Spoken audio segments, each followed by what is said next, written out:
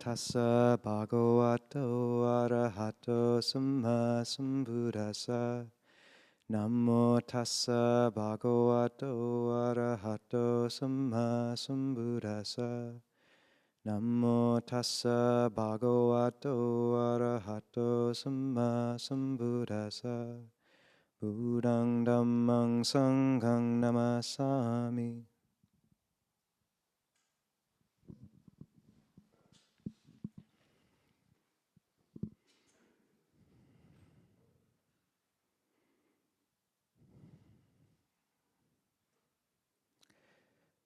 So one of the questions that comes up often in Buddhist circles is, if we Buddhists don't believe in a self, what gets reborn?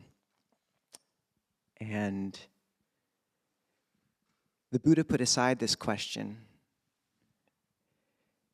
Heraclitus said, we never step into the same river twice. And I think the Buddha would go one step further and say, we never are the same river twice. And instead of having this image of this little homunculus which pops from one body and jumps down into another or something like that, just imagining what happens when you move from a dream to another dream. Do you think, you have some kernel of selfhood that moves, or is it rather that one dream ceases and another comes? And a phenomenology as radical as the Buddha's is hard to get our minds around. This idea that experience, rather than being crystallized by a central subjective entity,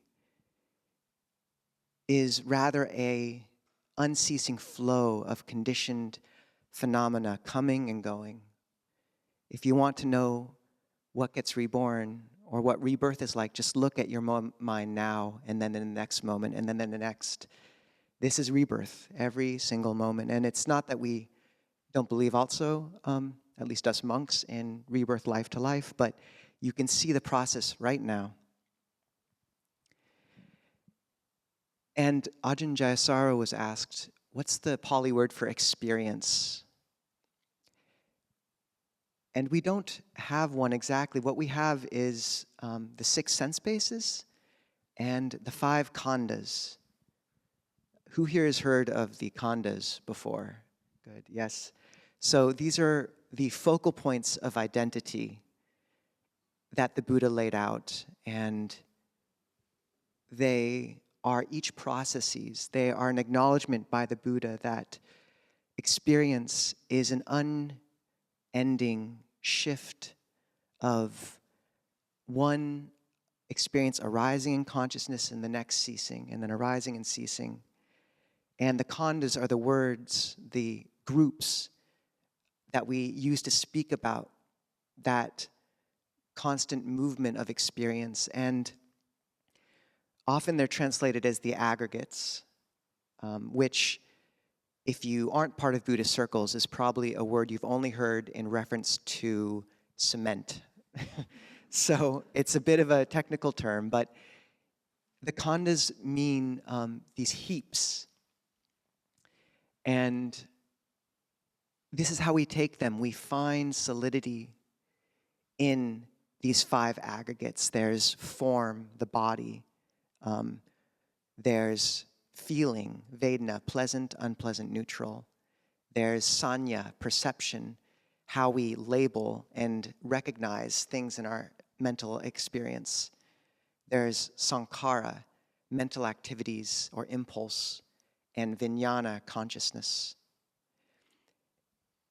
And we think these things are solid, they feel solid, and we take them as a self. We reach into a liquid, hoping to find a solid. And then, of course, they change. And the body shifts and decays or sickens, and our feelings about something shift. Our perceptions of a certain person or loved one change. And because we've tied our hearts to this, because we've posited self into these aggregates, when they break, when they change, our heart breaks and changes too. So it's worth noting that the Buddha also, the word aggregate can mean an aggregate of flame. It's moving, dancing process dependent on fuel of craving. And when the Buddha defined these aggregates, he talked about them as processes of experience, a radical phenomenology. He said, what is form? Why do we call it form? Because it is deformed. Deformed by what? By cold, by wind, by burning and creeping things, by impulse and impingement from the outside world. Feeling, why do we call it feeling? Because it feels. What does it feel? Pleasant, painful, neutral. Perception, why do we call it perception? Because it perceives. What does it perceive? Blue, red, yellow colors. Just as an example. Mental formations, sankhara, why do we call them mental formations? Because they form, because they fabricate. What do they fabricate? They fabricate form for the sake of formness, feeling for the sake of feelingness, etc. And we'll go into that in more depth in a second. Consciousness, why do we call it consciousness? Because it cognizes. What does it cognize? Sweet, sour, bitter.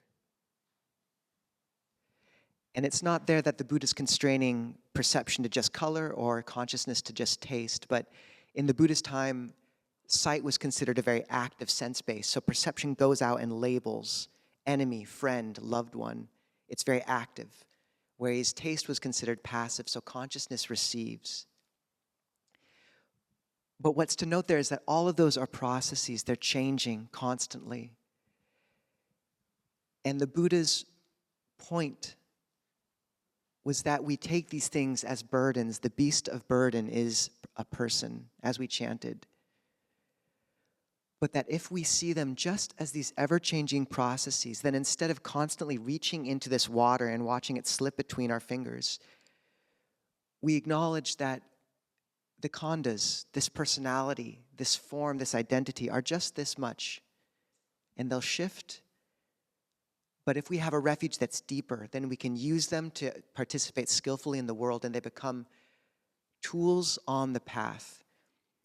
Ajahn Jeffs gives the analogy of we take this burden of bricks that we've loaded on our backs and we turn them into the road. We lay the road in front of us to awakening using these aggregates.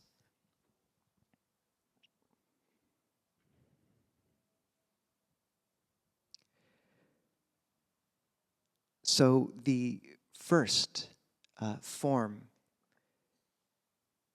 is the body. And one thing to note is that the first four of these, form, feeling, perception, mental formations, all are the building blocks of experience. And then the fifth, consciousness, is what holds and understands all those building blocks in context. The Buddha said that those first four lean up against consciousness like a bundle of reeds, and consciousness leans up against them. They're dependent. So we build our experience out of these blocks, and then we watch it fade again. And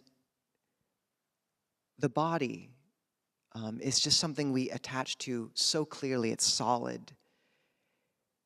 And the Buddha really told us and instructed us to see through the solidity we attribute to the body. And just gaining a little bit of insight into the body just being this much. And one really wonderful way to do that is to, when the mind is calm, take a second just to consider that the body is made up of the same things as the world. Think of your bones and how they're calcium, no different than river stones around you, no different than the granite in the earth. It's just calcium. You can imagine your vertebrae as river pebbles lined up on one another. You can imagine the bones as coral. You can imagine the blood as seawater. It's the same salinity, more or less, in terms of your bodily liquids. And then you can imagine giving it all back. You can imagine the body fading again, and watch as the bones just disappear into, and you can imagine the body lying in a grove with ferns and a river by it, and just imagine the body fading into the earth over a few days. And then the water in the body, the blood, all this thing fading into the rainwater and the river, the heat dissipating into the surrounding trees and ferns, and the breath given back. You're only borrowing this body, and just acknowledging that and giving it back. And when the mind is calm, it will see that clearly. And Ajahn Lee was once asked by a disciple, he said, one of my friends said, look, you're a Buddhist. If I hit you, what's the problem? It's not your body anyways, right? And Ajahn Lee said, look, tell him you're borrowing it and you have to take good care of it. So to acknowledge that this dispels fear of death, it gives you a tool against lust, and it just gives you clarity. Some of the most key moments in someone's practice is when they, with a calm mind that can see clearly, the mind becomes strong by resting still in samadhi. The body becomes strong through movement and exercise. So as you gain this clarity and calm and bright, luminous heart through meditation, through practice, through just keeping ethics, sila, virtue, has this clarifying, healing, brightening effect on the chitta that you'll get to see. And when the mind is bright, it can finally see clearly. Before then, it will not be willing to. So when the mind is calm, imagine the bones, imagine the blood is just rainwater. Understand that most of the earth you see around you has been the bones of other animals before. This is just an exchange. The earth doesn't have people on it. The earth is peopling. We're coming up and going back. That's it. We're just borrowing this. And that insight is so powerful that sometimes it can lead to stream entry. As many of the Kruba Ajahns, the teachers say, it's often breaking through that khandha is so powerful. It often shatters the sense of self and allows a glimpse of something much deeper. This mantle of clay, when let go of, allows the chitta to brighten and rise, the mind to brighten and rise. And you can just see your attachment to the body sometimes, like if you, often use the analogy or the example of when you get bitten by a mosquito. And it's not that bad, but there's a sense of kind of indignation, like how dare it? And just notice that subtle sense of self that pervades the whole body. And when you let go of that, it's such a gift because we judge ourselves and others by their bodies so much. Old, young, pretty, not pretty. And if you can see detached from that veil of the body just a little, then you see we're all just wearing, it's just the heart wearing these strange clothes, these mantle of clay. And you get to see people's hearts more. It's a gift to others to see through the body. And the body, the Buddha compared the body to a lump of foam on a river. You think of a lump of foam, it looks solid, but it's just composed of all these little bubbles. And similar to the body, it's just skin, hair, calcium, nothing more. So let it go. And this is how you detach. And as each of these aggregates comes into your experience, you can label it. Oh, that's me feeling the body. That's me becoming attached to the body, taking it as self, me and mine. And if you can do that, labeling the aggregates as they come into experience, you distance yourself from them. Jung said, that which we do not acknowledge becomes our destiny. And when you bring something into awareness as an object of awareness, you don't have to implicitly, subconsciously tie your heart to it anymore. You have a sense of a little bit of distance. And that's what this does. And using the aggregate as a path factor as well, and understanding that using the body, the mindfulness of the body is such a powerful tool on this path. If you find anger arising, just come into your elbow. Your elbow is never angry, or very rarely. Come into your feet. One of the interesting things is in the Abhidhamma, there's 4 unwholesome factors that accompany every unwholesome mind state. Ahiri anotapa, so non-conscience and non-concern, a sense of shamelessness basically. Ignorance and restlessness. And because those 4 are present in every negative mind state, it means that if you take away even one, the whole negative mind state falls apart. And often the weak link is restlessness. Because you notice when you're angry, the problem is often the sense of, I have to get this out. I have to express it. I have to escape from this sense of claustrophobia. So if you just take that second and ground in the body, circulate the energy like we did this morning, ground and circulate into the ground. Imagine roots deep into the earth. Feed the energy back to the earth.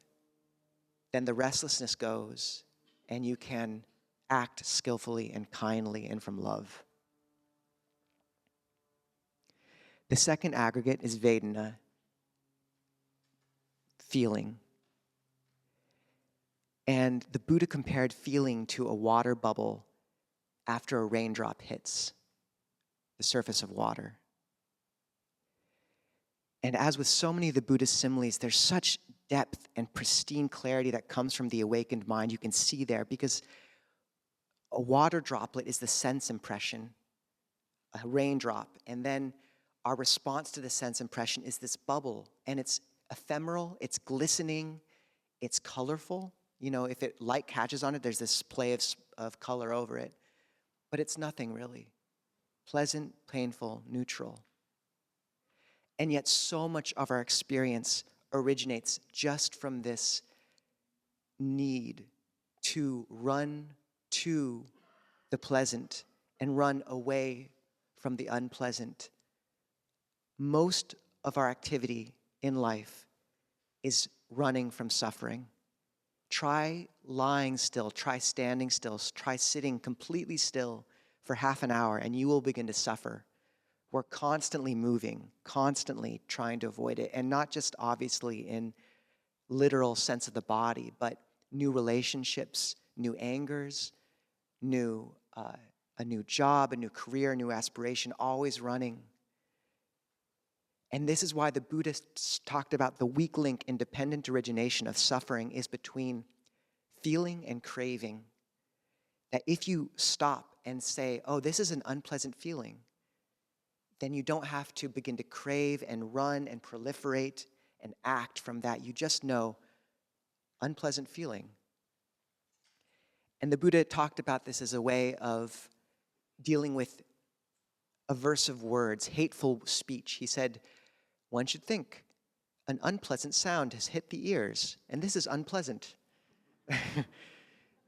That much, that's all. When someone praises you, a pleasant sound, this is pleasant. And when I'm angry, sometimes instead of trying to unravel the whole narrative, all right, I'm supposed to be a good Buddhist, that's not being a good Buddhist. I've had this argument with myself in the shower like 20 times already, it's not going anywhere. Just noticing unpleasant feeling, unpleasant feeling. And the Buddha said that feeling, vedanā, is the meeting place, and it's where compassion is hiding. So when you see someone acting in ways that seem hateful, difficult to understand, trace back to the vedanā, trace back to their suffering. Where is this coming from? And we've all had that experience of being baffled by why a spouse or a coworker or a political leader is acting the way they are. And then you learn from the spouse or the coworker or whatever, something that's going on at home or something from their childhood. You learn about the originating wound of dukkha. And there's that sense of like, of course they're like this. If we truly understood one another, we could never be angry, not for a second. So coming back to your own vedanā and others, it's the grounding of compassion. It's the weak link in the chain of suffering. And then to know there's a wonderful discourse in the Majjhima Nikaya where there's a arahant bhikkhuni, the foremost in espousing Dhamma, Venerable Dhammadinna, and her former husband, the merchant Visakha, who is a non-returner, also slightly enlightened, a good couple, but not a couple at that time. And they're having a discourse back and forth, and Venerable Dhammadinna says, pleasant feeling is pleasant while it remains, and painful when it changes. Painful feeling is painful when it remains, and pleasant when it changes. Neutral feeling is painful when experienced without awareness, and pleasant when experienced with awareness. Take that in. If we understood that truly, all feeling loses its power. Pleasant feeling is just pleasant as long as it remains pleasant, and then it switches to pain when it changes. It's the two sides of the same coin. If you grab and attach to one, the other will come. And often, a good mantra is if you begin to see yourself buying into something, chasing after something, just say, oh, about to suffer, about to suffer. Ajahn Jeff says we should have a bumper sticker that says, expectations are pre-planned resentments. And it's not that we give up all feeling. This is a path of pleasure, but refining pleasure. We trade the taste of dessert and sugar for the taste of fresh snow. That sounds like a terrible trade right now, but it's good in the long run. And understanding that we are moving towards more refined vistas of happiness. The Buddha said this path is beautiful in the beginning, beautiful in the middle, and beautiful in the end. And it just takes time to set down the old forms of pleasure and have faith enough to wait until the new forms of love and brightness come into the heart. We have to release our white-knuckled grip on that which we've clung to allow the hand to fill with sunlight. And that's not easy. It's why the Buddha said patient endurance is the supreme quality, because to hold still our palsied shaking long enough to let the brightness, the eyes adjust to a new form of happiness takes real care, real poise. But happiness and a greater happiness rests on the other end of that dark valley, a hidden majesty of spirit, and you see it. Vedanā, feeling.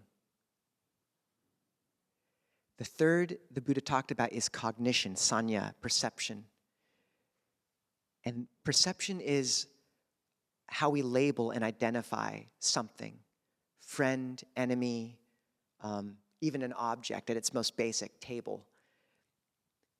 And in the Madhupindika Sutta, the honey ball, the Buddha says, with the meeting of the eye, sense consciousness, the eye forms, and consciousness, there's contact. With contact as condition, there's feeling. What one feels, one perceives, sañña, cognizes. What one perceives, one thinks about. What one thinks about, one proliferates on. And then based on those proliferations, categories of proliferation assail and attack one. They turn on us. Our own creations turn on us. But notice in that progression, that crescendo, there's no personal pronoun at first.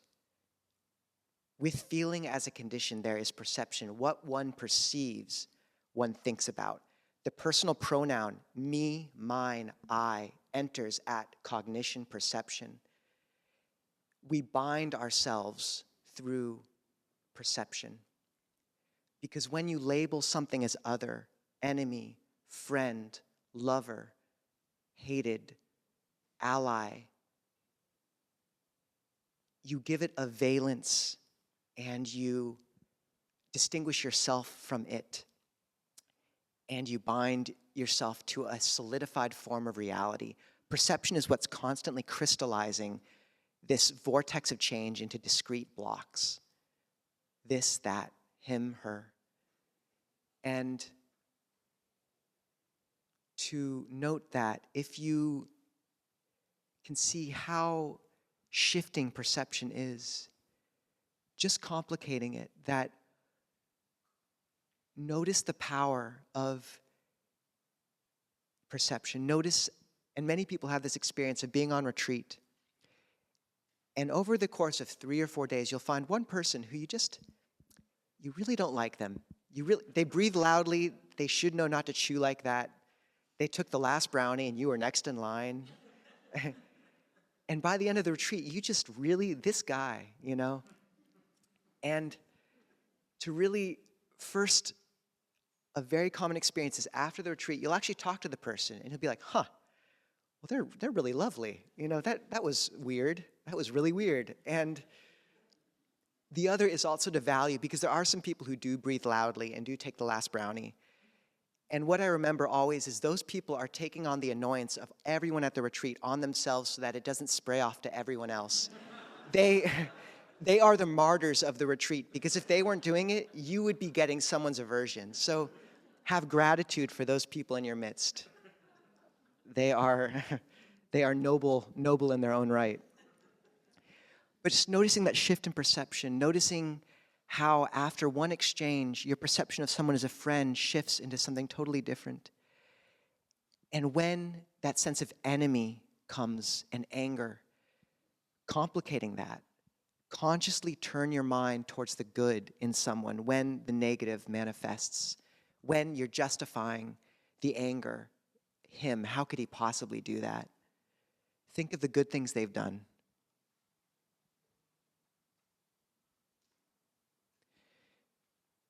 Some of you know this sutta, but it's just worth repeating. The Buddha's means of dispelling resentment. He said, when you encounter someone impure in speech and impure in body, you should approach them as a man in need of cloth would approach a piece of old cloth on the ground, and using his feet would tear off the clean cloth and leave the dirty one behind. Even so, and then pick up the clean cloth and walk on. Even so, one looks to the good. When you encounter someone with impure in body, but pure in speech, you should approach them like a man in need of water, thirsty, dying from thirst, would come across a pond covered in algae, and gently clearing the algae away, would cup the cool water to his hands and drink of that, slating his thirst, and then move on. Even so, one looks to the good. When you encounter someone impure in body, impure in speech, but with occasional moments of mindfulness, we're getting the bar pretty low here, you should approach them like a person dying of thirst would come across a hoof print filled with water, and bending their lips to the water so as to be careful to not stir up the silt, would drink carefully of that water and move on. Even so, one looks to the good. When you encounter someone impure in body, impure in speech, without occasional moments of clarity, you should look at them as a person sick, dying, wandering through the desert, and think, may they not come to misfortune, may they find safety. When you encounter someone pure in body, pure in speech, with mindfulness, you should look at them as a person dying of thirst would come to an oasis of water, a clean, limpid pool, and diving in, slating their thirst, would rest on the bank. Remembering the good. Hegel said that evil lies in the gaze that sees evil all around it. And especially with news cycles, I am astounded by how people can forget the bright garden we live in for the distant whisper of a serpent. Not that there aren't things to attend to, but how much people allow their worlds to be darkened by headlines when we're surrounded by such love.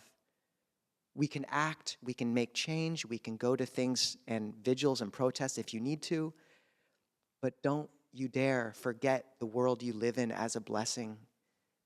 It is your responsibility as a practitioner. If you want to be a true doctor or nurse for the world, you don't want your doctor to come in and just be like, oh, this is really depressing, and I'm just depressed, by your illness. This is terrible. Give me a second. Oh.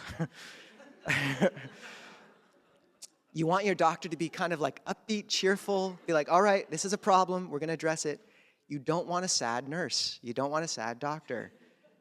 You do no one any favors by getting depressed. Stop it. This vague mantra of I need to stay informed, really examine that. How much do you have to be looking at the news to stay informed such that you can make a real difference? Don't allow your heart to be darkened as much as possible. You can make change, you can keep up to date as much as you need to, but perception and our perception of the world matters. Also, just another beautiful thing in that simile, Notice that when the person cups the water to their mouth, the motion that in the Pali, it's called Anjali. It's cupping the water in the motion of respect. So being careful to approach those who we have difficult with deep, with a sense of care. And then when the person bends to touch the water in the hoof print with his lips, that's a full bow. Humility.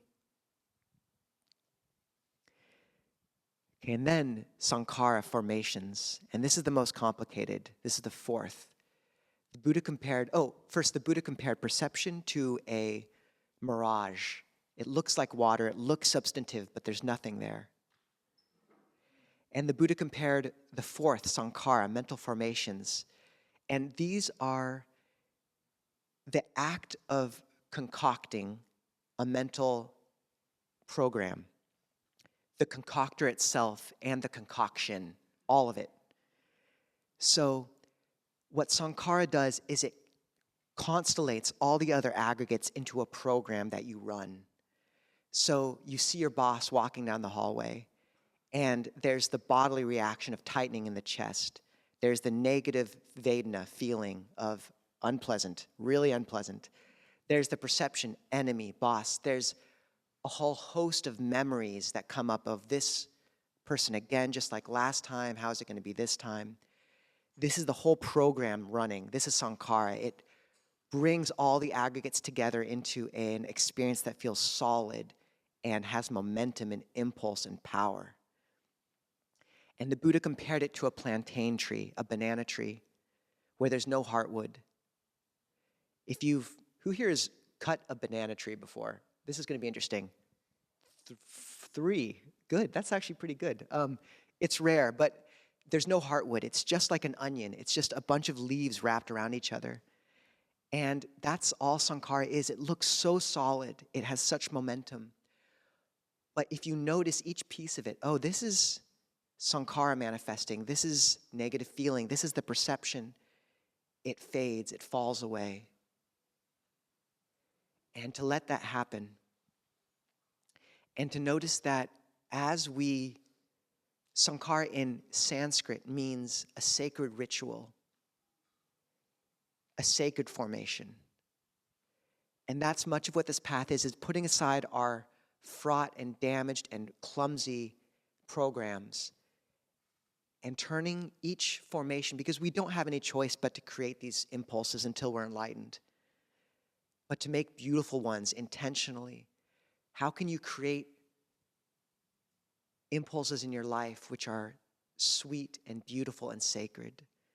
Bowing every morning, meditating every day, program your life. And I find with sankhara, it's especially relevant at family dinners, family vacations and family dinners, or with loved ones. Because with most people, you can see the distance between yourself and another, but with family members, the tentacles of self have often wrapped so tightly you can't tell where you end and they begin.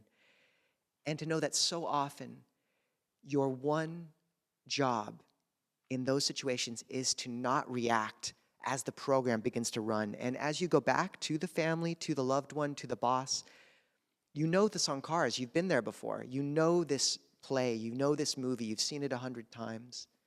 So rehearse it ahead of time. When the person says this, I'm not going to react. I'm just going to respond in this way or something. Prepare yourself and let that fall away into something that's less powerful. And what you'll notice is that as the sankharas come up again and again, driven by impulse, by chaitana, these are what create kama. If you don't react, they lose their power, and it can take years, and it can be discouraging when you keep seeing them come up. But to notice that after 1 year or 2 years, maybe you embarrass yourself, maybe you make a mistake, and maybe you realize where 2 years ago you would have berated yourself for days. This time it comes, but it fades faster. These sankharas lose their power. And you can miss that. I often think of sankhara as that little toy monkey with the symbols, and like the big bloodshot eyes. And you can get so fixated when you see the monkey come up that you forget to notice that there's this widening space that the monkey exists in. This is a really weird simile. But noticing that the clockwork of suffering still can operate, but it's surrounded by such space. Ajahn Sucitta talks about mindfulness as hovering 1 inch off the ground. That 1 inch is everything. Just having 1 inch between your hand and what it used to grab onto as so tightly. And then finally, consciousness, viññāna, that holds and understands and intuits all of these. And the Buddha compared viññāna, consciousness, to a magician at a crossroads. It's constantly conjuring up this magic trick, and it's where we posit self. But consciousness is just arising in tandem with these building blocks and fading again. Rising and falling, 2 bundles of reeds coming and going. But consciousness can become bright and luminous. Ajahn Sucitta says 80% of the practice for the first few years is just brightening the heart, brightening the citta. And resting more and more in that bright, luminous awareness which surrounds what used to be such a convincing mass of suffering.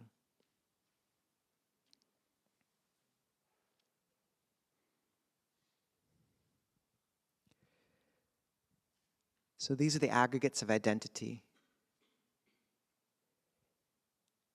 And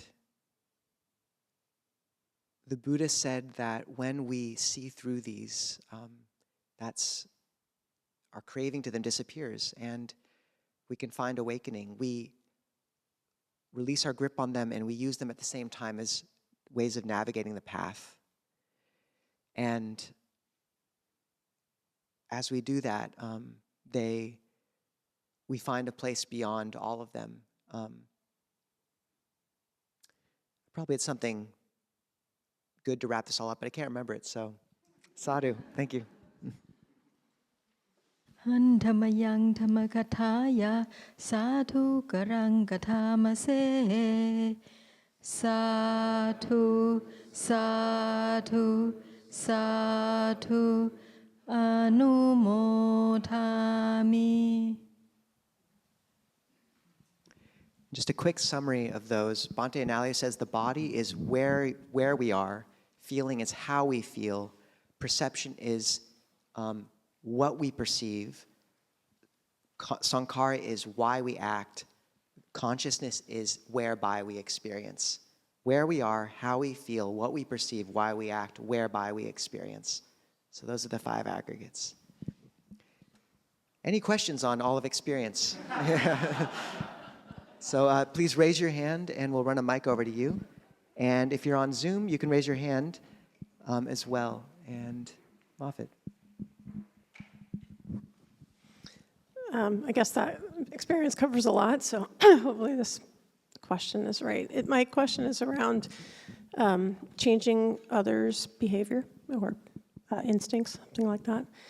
I have a 17-year-old teenager who's very much a teenager, and as a Buddhist-leaning parent, I'm trying to do certain things seem like they'd be helpful instincts for him, and he's a sweet boy. But yesterday, him and his friends were shoplifting beer, and the cops got involved, and so I was trying to figure out when I get home. Hopefully, he'll be awake and trying to figure out like what. It's not exactly a Buddhist question, but like. Just one reflection is it's sort of interesting to me to feel the love that I have for him from that. Like I want him to succeed. I want him to I care a lot. So that's kind of a pleasant feeling. So I guess without really having a distinct question, just is there a way to change behavior that over the long term, like as somebody who's in his life, that is a good goal, or is it just love him as he is and let it go? I don't know. I know you're not a parent, but I still want to ask. No, I haven't shoplifted beer either, so um, thanks. Thank you, Moffat. Yeah, acknowledging that I am not a parent, and I think others here might have better thoughts and hopefully can share with you. And on Wednesday, we have the Zooms, for maybe others can contribute and add it too. I would say, though, there's a few useful things. One is a requirement in the monastic code before we can give feedback to a monk is we have to ask permission, we have to wait for the right time, we have to speak skillfully, or speak truthfully, and we have to speak from a place of loving kindness.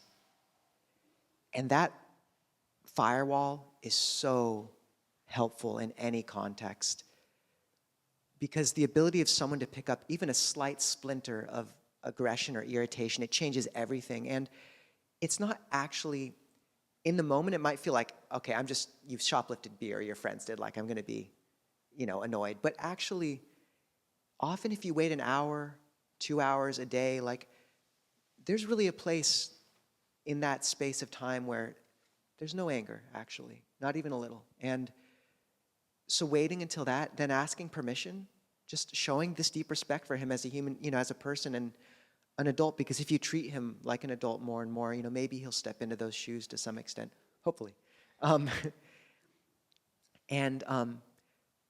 think I think that's a really important firewall for any relationship. I think it's unequivocally wholesome, unless someone's running into the road or something, like just save them. But then also to use, Marshall Rosenberg's nonviolent communication, the acronym OFNER, framing a conversation very explicitly. Say, look, this is going to sound artificial, but humor me. Ajahn Kovilo and I use this all the time. Observation, feeling, need, request. And that paradigm, it sounds so artificial and kind of forced. It is so helpful for saying, my observation, you did this, I heard about it this way. My feeling, I feel worried, I feel scared, I feel like I want to be a good parent, I feel like I don't want to control you, I feel all these things, I feel worried you're going to pull back if I push too hard. It's all there. And then the need, I want to feel like I'm doing my duty as a mother, I want to know you're safe, I want you to be a good person, my request is, just reflect back to me what you're hearing. And those 4 strata cover the whole conversation and then have them move back to you if they're willing. And I really find so much of the conversation gets problematized when the observation level is being conflated with the feeling, and it's such a powerful way of communicating. So I think that's really worth bringing in maybe. And then finally, just, to know that of those 4 Brahma Viharas, metta, karuna, mudita, loving kindness, compassion, sympathetic joy, the 4th of equanimity is in some ways the most profound, because it's giving someone love enough to give them the ability to make their own mistakes. Like as a teenager, it's probably part of growing up is having your friends shoplift some beer, and like, maybe not, but like learning those, being willing, just that acknowledgement of, like you don't have to fix them right away. And the seeds you're planting through your being a good parent, as an example, will manifest over time. But once again, I'm not the best person for advice on this. How did all that land, Moffat? Okay. It's good. Okay. I want him to be an adult. I want to treat him like an adult. And my instinct is to, ground him and call the other parents. And I don't know if that's kind of, yeah. So I think treating him like an adult, to the extent that I can, is helpful. So I appreciate that. It's funny, if you have a skillful means, we have a word for skillful means in Buddhism, upaya, and usually it's like the middle path isn't one or the other. It's like this slight middle ground with a twinkle in your eye. So like maybe there's something funny you can do. Like maybe every time you say, I really want to ground you, I know that's not wholesome, I'm going to ground myself for the next week. Or like something just silly and stupid, but like funny. Maybe there's an inside joke you have where it's like he has to watch like 5 chick flicks with you, this week. That's his punishment. And like, you know, like, I don't know if you like chick flicks, I do, or did. I can't, I can't watch them anymore. But just to say, like, a slight twinkle in the eye can be really good, so.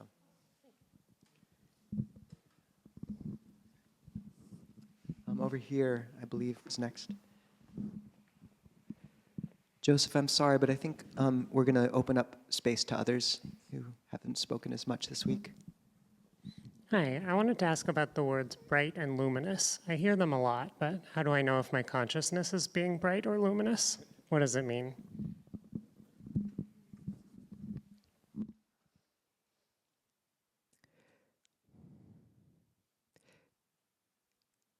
The Buddha just invoked the imagery of light all the time. He said knowledge arose, light arose, vision arose. And it's just one of the oldest pieces of imagery in humanity, and I think it's for a reason. Like, when you see someone who's happy or virtuous, they seem bright. It just is the word. It's interesting because in meditation, if the mind becomes calm, often it will experience the light nimitta of brightness, but people can miss that because often they're looking for a ball of light, whereas it's actually the whole mental landscape becomes brighter, and you don't notice it necessarily unless you're looking. And it's the same in life. Like, often we're looking for one thing that's like, okay, I'm improving there. What we don't notice is the whole scope of our life has brightened somehow. And so I'd say just watching for that quality, but to notice that brightness, loving kindness, spaciousness all go together. So maybe you don't notice as much brightness, but maybe things just feel more spacious somehow, more calm, a little more liberative, less claustrophobic. That's a good sign. Yeah. And Ajahn Nisabho says a good metric of practice is less things make you suffer, more things make you happy. It's a good one. Yeah. Yeah, good.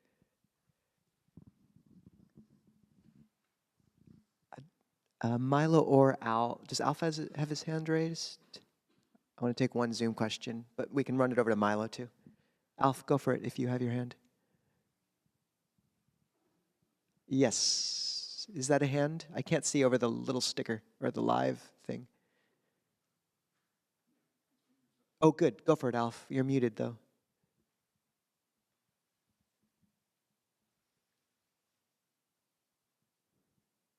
We'll go to Milo for a second until Alf can unmute.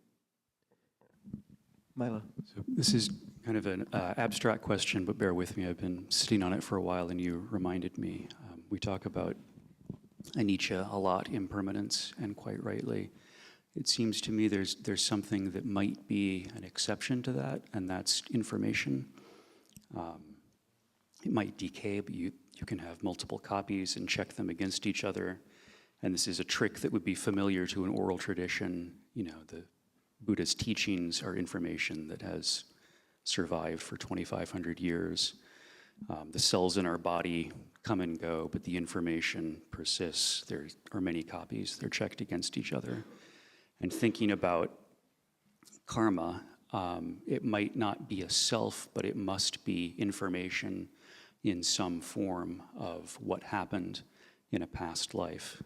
And if it is manifested behaviorally, it must be inscribed in some way in our brains and our bodies.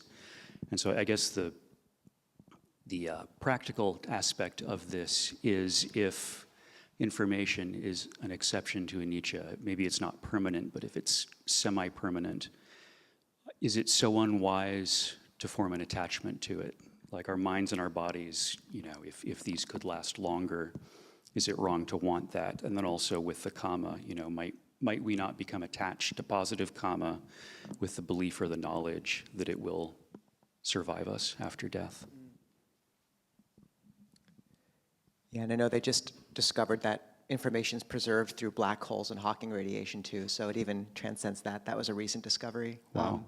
Yeah, there you go. So don't get sucked into one anytime soon, Milo. There's a sutta where the Buddha gives three counterparts to the tilakkhana, anicca, anatta, dukkha. He says whether or not a Tathagata arises in the world or doesn't arise in the world this element persists. That is the stability of Dhamma, the not otherwiseness of Dhamma, dependent origination, or that conditionality. Tatata, avitatata, ananyatata, idapachayata.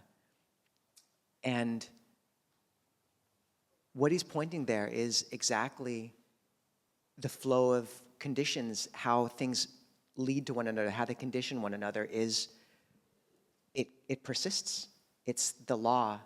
So an information as a discrete element, unchanging, which is what the Buddha is pushing back against, that doesn't persist. Milo as he is at this moment does not exist into the future. But a continuity of conditions affecting each other, moving on, does. And that's natural law. That's what the Buddha talked about. And there's a huge strength in that. Because in that phrase, the Buddha says, ta, ta, ta, thusness of Dhamma. And the epithet the Buddha used for himself, tathagata, means the thus come or thus gone. And in that phrase, ta, ta, ta, he's pointing to something so basic, it's almost beyond words. It's grounding, ta, ta, ta, the drum of the deathless. And when you really see how something came to be, you see, oh, this person's like this because their childhood was like this. Or even, oh, I'm grumpy because I didn't eat enough. There's a sense of the heart like, oh, it grounds in that. There's a stability.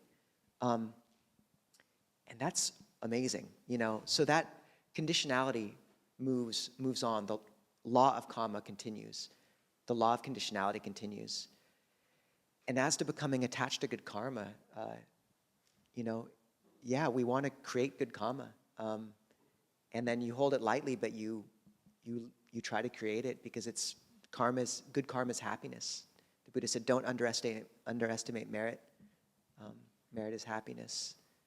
So, yeah, you want to hold it lightly, but this is a path of increasing good karma as you let go at the same time. So, Thank you. yeah, thank you, Milo. Alf, I think let's do it. We have time. Okay. Can you guys hear me? Yes. Yeah, it's good? Okay. So what exactly reincarnates? So, In the 2 minutes that you well have. played, Alf. Well played. So,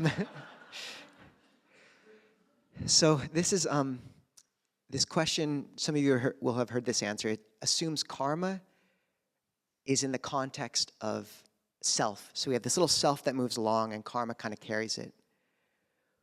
Whereas in Buddhism, it's backwards. It's the self occurs in the context of karma. You have these conditions flowing of karma, and one of those patterns is the feeling of self. As to what carries that thing from life to life, once again, you can kind of, you don't have to imagine a little homunculus jumping from one to the other. When a dream ceases, just a new dream arises.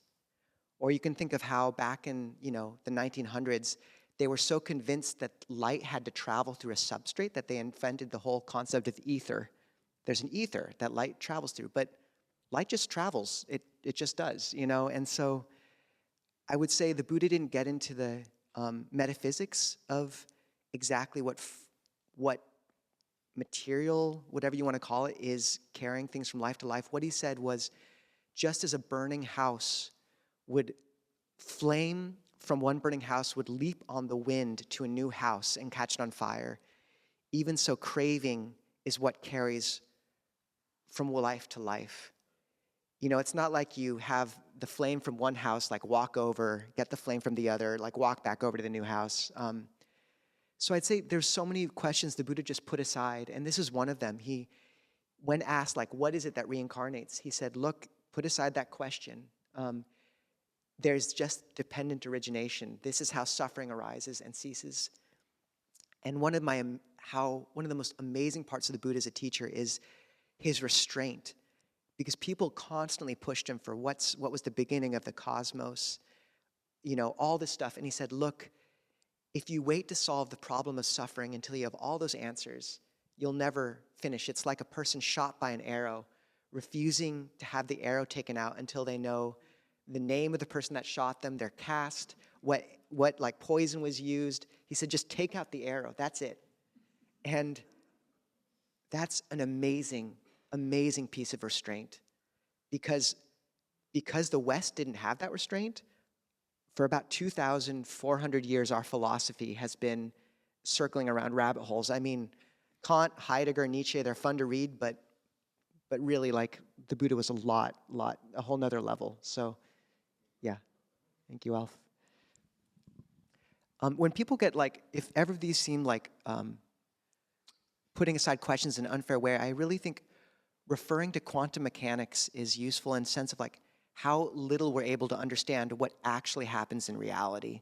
Like, to have that humility of, like, we don't know exactly how these things work, but we have no idea how a photon is both a particle and a wave at the same time either. Like, this human logic can only encompass so much. Okay.